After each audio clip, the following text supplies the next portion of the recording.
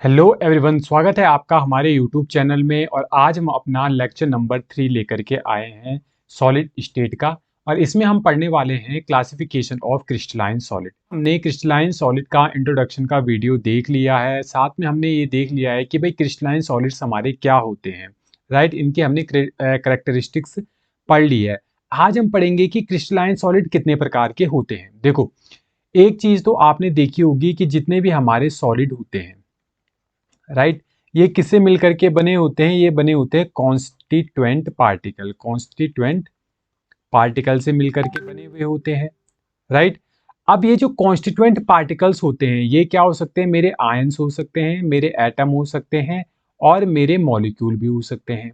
लेकिन किसी भी सॉलिड के अंदर जो आयन होते हैं, एटम होते हैं और जो मॉलिक्यूल होते हैं, ये एक दूसरे के साथ किसी न किसी फोर्स के द्वारा अट्रैक्ट रहते हैं, जिसे हम क्या कहते हैं? Intermolecular forces, right. अब इंटरमॉलिक्यूलर फोर्सेस के अकॉर्डिंग जो क्रिस्टलाइन सॉलिड्स होते हैं वो चार प्रकार के होते हैं। सबसे पहला आता है इसमें आयोनिक सॉलिड, ठीक है। दूसरा आता है मेटेलिक सॉलिड, तीसरा आता है मॉलिक्यूलर सॉलिड, एंड चौथा आता है कोवलेंट सॉलिड। आज के हम इस पर्टिकुलर वीडियो लेक्चर में पढ़ने वाले हैं आयनिक सॉलिड्स के बारे में, ठीक है। जैसे कि इसके नाम से ही आपको पता चल रहा है कि हम बात कर रहे हैं यहाँ पे आयंस की, ठीक है। ऐसे सॉलिड जिनमें आयंस प्रेजेंट होते हैं, यानी कि जो आयनिक सॉलिड हमारे होते हैं, इनमें कॉन्स्टिट्यूएंट जो पार्टिकल्स हमारे होंगे वो क्या होंगे बच्चों? आयंस होंगे। अब आयंस भी दो प्रकार के होते हैं, एक को कहते हैं हम कैटायंस और एक को कहते हैं एनायन। अब बच्चों, कैटायन वे होते हैं जिनके ऊपर क्या होता है? पॉजिटिव चार्ज होता है। और ऐसे एटम या ऐसे मॉलिक्यूल या ऐसे एटम जिनके ऊपर क्या होता है? नेगेटिव चार्ज होता है, उनको बच्चों हम क्या कहते हैं? एनायन कहते हैं, ठीक है। अब ये जो आयनिक ठोस है या आयनिक जो सॉलिड होता है, इसका बेस्ट एग्जांपल है NaCl, सोडियम क्लोराइड, ठीक है। अब यहाँ पे NaCl की स्ट्रक्चर आपको दे रखी है। ये जो है क्रिस्टल, एक पूरा क्रिस्टल लटाइस हमने बना रखा है। अभी हम बाद में डिस्कस करेंगे, जैसे वीडियो लेक्चर में हम आगे बढ़ते जाएंगे, कि आयनिक क्रिस्टल्स हमारे कैसे होते हैं और क्रिस्टल का फॉर्मेशन एक्चुअल में कैसा होता है। और ये जो यहाँ पे ये पोजीशन आपको दिख रही है, ये पोजीशन किस प्रकार से सेट होती है, सारा डिटेल हम आगे पढ़ने वाले हैं। लेकिन यहाँ पे हम जनरल इंट्रोडक्शन लेंगे आयनिक सॉलिड्स का और इनके करेक्टरिस्टिक्स का। तो एक चीज तो आपको क्लियर हो गई, जो आयनिक सॉलिड्स बच्चों हमारे होते हैं, उनमें कॉन्स्टिट्यूएंट जो पार्टिकल्स हमारे होते हैं वो क्या होते हैं? आयंस होते हैं, ठीक है। और आयंस दो प्रकार के होते हैं, एक होता है कैटायन, एक होता है एनायन। जैसे NaCl की अगर हम बात करें, तो NaCl में क्या होता है? Na होता है पॉजिटिव चार्ज में और Cl होता है नेगेटिव चार्ज में। तो इसमें जो सोडियम है ये क्या कहलाएगा? कैटायन कहलाएगा, और जो क्लोरीन है वो एनायन कहलाएगा। जब भी दो अपोजिट चार्ज के पार्टिकल्स हमारे पास होते हैं, तो इनके बीच में इलेक्ट्रोस्टैटिक फोर्स ऑफ अट्रैक्शन काम करता है। और ये जो इलेक्ट्रोस्टैटिक फोर्स ऑफ अट्रैक्शन होता है, यही इन दोनों को आपस में अट्रैक्ट किए हुए रहता है। और यही सबसे मेन रीजन है, जो आयनिक सॉलिड्स हमारे होते हैं वो बहुत ही ज्यादा क्या होते हैं? कठोर होते हैं, है ना, बहुत ही ज्यादा हार्ड होते हैं। हार्ड होने का रीजन यही है क्योंकि इनमें जो है ये आयनिक जो हमारे कंपाउंड्स होते हैं, आयनिक कंपाउंड्स के बीच में बहुत ही ज़्यादा strong electrostatic force of attraction पाया जाता है, जो इन्हें आपस में एक दूसरे से बांधे रखता है। अब आपको एक चीज़ ध्यान में ये रखना है कि जो क्लोरीन है उसका साइज यहाँ पे क्या दिखा रखा है? लार्ज दिखा रखा है। और जो सोडियम है उसका साइज क्या दिखा रखा है? स्मॉल दिखा रखा है। ये मैं क्यों कह रहा हूँ, चलो आगे वाली स्लाइड में हम देखने की कोशिश करते हैं। देखो, आप पढ़ेंगे हम main characteristics of ionic solid. Ionic solids के मेन जो कैरेक्टर होते हैं वो क्या होते हैं? कैरेक्टरिस्टिक्स का मतलब उसके गुण, ठीक है। तो पहला गुण वही है कि पॉजिटिव चार्ज जो कैटायन होता है, जैसे एग्जांपल सोडियम, ये क्या होते हैं बच्चों? जनरली स्मॉल इन साइज में होते हैं। किसके कंपैरिजन में? एनायन के कंपैरिजन में, क्लोरीन के कंपैरिजन में। जैसे पिछले हमने स्लाइड में क्या देखा था कि जो क्लोरीन था उसका साइज थोड़ा लार्ज दिखा रखा था, लेकिन जो सोडियम था उसका साइज क्या था बच्चों? उसका साइज यहाँ पे स्मॉल था, ठीक है। अब मैंने एक चीज कही थी कि जो आयनिक सॉलिड होते हैं वो हार्ड होते हैं एंड ब्रिटल होते हैं, यानी कि भंगुर होते हैं। देखो, हार्ड होने का रीजन क्या है? एक तो ये चीज है सॉलिड, भाई कोई भी सॉलिड है वो हार्ड होता ही होता है।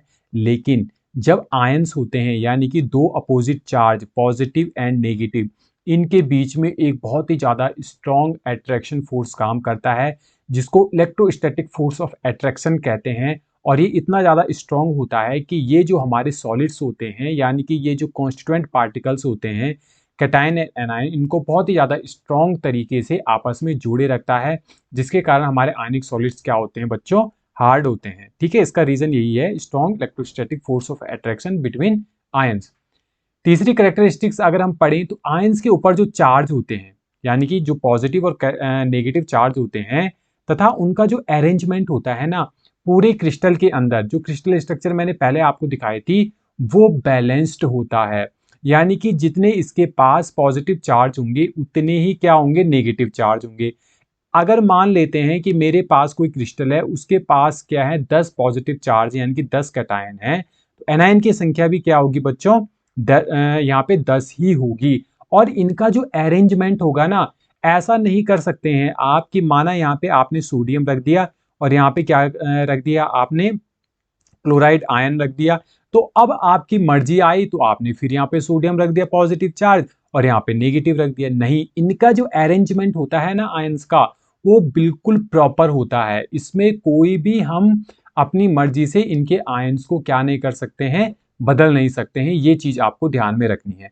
और आगे आगे जैसे हम चलेंगे तो वहां पे हम पूरा डिटेल डिस्कशन करने वाले हैं सोडियम क्लोराइड के क्रिस्टल के बारे में। तो अरेंजमेंट की आप टेंशन मत लेना कि यहाँ पे आप यहाँ पे जो है शॉर्ट में बिल्कुल नहीं पढ़ाया जा रहा है, बस जितना यहाँ पे सफिशियंट है मैं उतना आपको पढ़ा रहा हूँ, बाकी जब डिटेल में हम पढ़ेंगे वहां पे देख लेंगे। चौथा जो हमारा करेक्टरिस्टिक आता है वो आता है जो आयनिक सॉलिड होते हैं वो इलेक्ट्रिकली न्यूट्रल होते हैं। अब इलेक्ट्रिकली न्यूट्रल का मतलब क्या है, वो मैंने पहले ही बता दिया है कि भाई अगर कोई क्रिस्टल है तो उसके अंदर अगर 10 पॉजिटिव चार्ज है, 10 ही नेगेटिव चार्ज होंगे, यानी कि आयंस क्या होंगे, इलेक्ट्रिकली न्यूट्रल होंगे। ठीक है, टोटल चार्ज कितना होगा, टोटल चार्ज 0 होगा। भाई 10 पॉजिटिव थे, 10 पॉजिटिव ने 10 नेगेटिव को क्या कर दिया, कैंसिल आउट कर दिया, न्यूट्रलाइज कर दिया। बट एक चीज आपको ध्यान में रखनी है, जो आयनिक सॉलिड होते हैं वो तो नॉन कंडक्टर होते हैं, बट किस स्टेट में, सॉलिड स्टेट में ये नॉन कंडक्टर होते हैं। लेकिन जैसे ही फ्यूज्ड स्टेट में या फिर मोल्टन स्टेट में जाते हैं तो ये इलेक्ट्रिसिटी को कंडक्ट करते हैं। अब भाई ऐसा क्या हो जाता है यार फ्यूज सिस्टम में या हमारे मोल्टन स्टेट में, देखो फ्यूज्ड सिस्टम का मतलब क्या होता है, मान लो ये है मेरा Na+ और ये है क्लोरीन आयन। ठीक है, इनके बीच में है strong electrostatic force of attraction. तो ये वाली स्टेट इनकी क्या कहलाएगी भाई, ये किस में है, सॉलिड स्टेट में है, जब इनके बीच में ये अट्रैक्शन फोर्स काम कर रहा है। लेकिन अगर हम इस अट्रैक्शन फोर्स को तोड़ दें, इस अट्रैक्शन फोर्स को तोड़ दें तो उसको बोलते हैं हमने फ्यूज्ड सिस्टम है हमारा, जहाँ पे सोडियम एंड क्लोरीन आयन जो है फ्रीली यहाँ पे क्या कर सकते हैं, फ्रीली मूव कर सकते हैं। भाई सॉलिड के अंदर तो ऐसा होता नहीं है कि यहाँ पे फ्रीली मूव कर सके, लेकिन यहाँ पे क्या हो सकता है, इनके बीच में बहुत ही ज़्यादा कम हमारा अट्रैक्शन फोर्स देखने को मिलता है, जिससे जो आयंस होते हैं वो यहाँ पे मूव कर पाते हैं। और इलेक्ट्रिसिटी जो है दो चीज़ों से जनरेट होती है, या तो भाई इलेक्ट्रॉनों के मोशन से जनरेट हो सकती है या फिर आयंस के मोशन से जनरेट हो सकती है। तो यहाँ पे जो मेन इलेक्ट्रिसिटी जनरेट हो रही है वो इलेक्ट्रिसिटी जनरेट हो रही है हमारे आयन के मोशन के कारण। तो ये कॉन्सेप्ट आपका क्लियर हो गया होगा कि सॉलिड स्टेट में हमारा नॉन कंडक्टर होता है, क्योंकि यहाँ पे जो आयंस होते हैं ये आयंस मूव नहीं करते हैं, और कोई भी आयंस यदि मूव नहीं करता है तो वो इलेक्ट्रिसिटी जनरेट नहीं कर सकता है। और जैसे ही हम इन्हें फ्यूज स्टेट या मोल्टन स्टेट में लाते हैं तो इनके आयन जो है फ्री हो जाते हैं मूव करने के लिए, जिसके कारण ये इलेक्ट्रिसिटी को जनरेट कर लेते हैं। ठीक है, तो 5 जो करेक्टरिस्टिक्स हैं वो आपकी एकदम क्लियर हो गई होंगी। अब चलते हैं हम छठी। तो जो आयनिक क्रिस्टल होते हैं हमारे, इनका मेल्टिंग पॉइंट बहुत ही ज्यादा होता है। मेल्टिंग पॉइंट का मतलब क्या है, ये हमारा सॉलिड है, सॉलिड जब हमारा किस में चेंज होता है, लिक्विड में चेंज होता है। ठीक है, तो इसको कितने टेम्परेचर की रिक्वायरमेंट होती है उसी को हम मेल्टिंग पॉइंट कहते हैं। मान लेते हैं कोई सॉलिड हमारा है, उसको 300 डिग्री सेंटीग्रेड टेम्परेचर की रिक्वायरमेंट है, और मान लेते हैं कोई हमारे पास मैटर है जिसका जो है मेल्टिंग पॉइंट 100 डिग्री सेंटीग्रेड है, तो उसके कंपैरिजन में सॉलिड का क्या होगा भाई, 300 डिग्री सेंटीग्रेड है, तो इसका मेल्टिंग पॉइंट हाई होता है। रीजन क्या है, रीजन वही है इसके बीच जो आयंस के बीच में इलेक्ट्रोस्टैटिक फोर्स ऑफ अट्रैक्शन होता है ना, वो बहुत ही ज़्यादा स्ट्रांग होता है।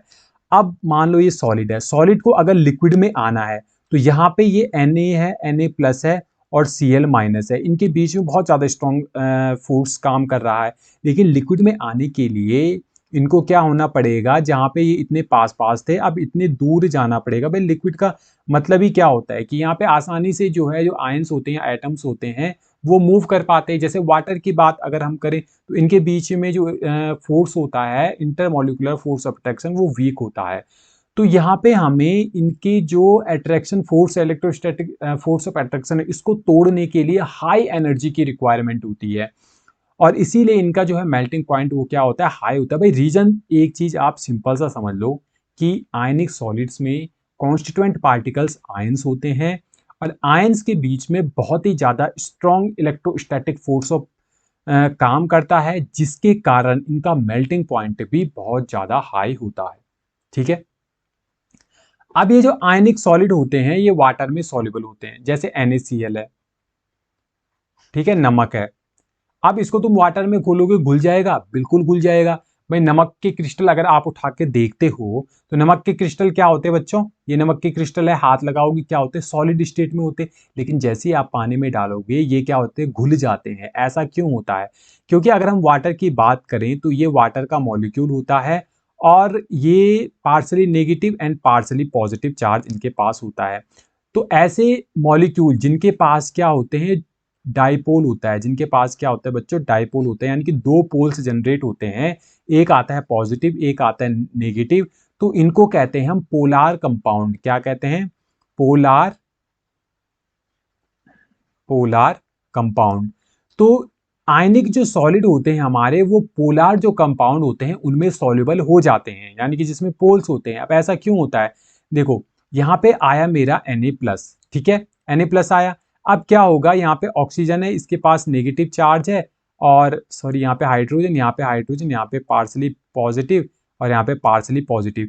तो ये पॉजिटिव एंड नेगेटिव आपस में क्या कर देते हैं, अट्रैक्शन हो जाता है इनके बीच में। तो ये क्या होते हैं, वाटर में सॉल्युबल हो जाते हैं। ठीक है। NaCl जब वाटर में जाता है ना, तो ये जो NaCl ऐसे होता है, तो Na प्लस चार्ज होता है, Cl के ऊपर नेगेटिव चार्ज होता है। तो यहाँ पे ऑक्सीजन के ऊपर चार्ज होने के कारण वो सोडियम के ऊपर जो पॉजिटिव चार्ज है ना, इसको अपनी ओर अट्रैक्ट कर देता है, जिसके कारण इनके बीच का electrostatic force of attraction weak हो जाता है। और ये पार्सली पॉजिटिव हाइड्रोजन जो है, ये क्लोरीन के पास जो नेगेटिव चार्ज है इसको अपनी ओर अट्रैक्ट करता है। भाई सोडियम को अट्रैक्ट किया ऑक्सीजन के ऊपर नेगेटिव चार्ज ने, क्लोरीन को अट्रैक्ट किया हाइड्रोजन के ऊपर पॉजिटिव चार्ज ने। इनके बीच का इलेक्ट्रोस्टैटिक फोर्स ऑफ अट्रैक्शन जो है वीक हो गया, और उसके कारण क्या हो गया, ये वाटर में सॉल्युबल हो जाते हैं। लेकिन अगर हमारे पास कोई एक ऐसा सॉल्वेंट है जैसे नॉन पोलर, क्या है, नॉन पोलर, मतलब जिनके पास कोई भी पोल्स नहीं है, जैसे अगर हम बेंजीन की बात करें, ठीक है, तो ये क्या होता है, नॉन पोलर होता है। तो जब उनके पास पोल्स होंगे नहीं तो NaCl के बीच के अट्रैक्शन फोर्स को कैसे ब्रेक कर पाएंगे? भाई इनको तो ब्रेक करना पड़ेगा ना, सॉलिड को अगर लिक्विड में आना है तो बीच के अट्रैक्शन फोर्स को कम कर दो। यही एक रीजन है। भाई वाटर में या पोलर मॉलिक्यूल में जो पोल्स दो जनरेट हो रहे हैं, उनके कारण NaCl का जो अट्रैक्शन फोर्स है वो वीक हो रहा है। लेकिन नॉन पोलर में ऐसा बिल्कुल भी नहीं होता है। ठीक है। उम्मीद है ये सारे के सारे जो आयनिक सॉलिड के हमने करेक्टरिस्टिक्स पढ़े हैं वो आपको अच्छे से समझ में आए होंगे। और मुझे उम्मीद है कि आपने अभी तक हमारे चैनल को सब्सक्राइब कर दिया होगा, और अगर चैनल को सब्सक्राइब नहीं किया है तो प्लीज़ यार चैनल को लाइक शेयर सब्सक्राइब जरूर करें। Thank you. मिलते हैं अपने नेक्स्ट वीडियो में नेक्स्ट टॉपिक के साथ।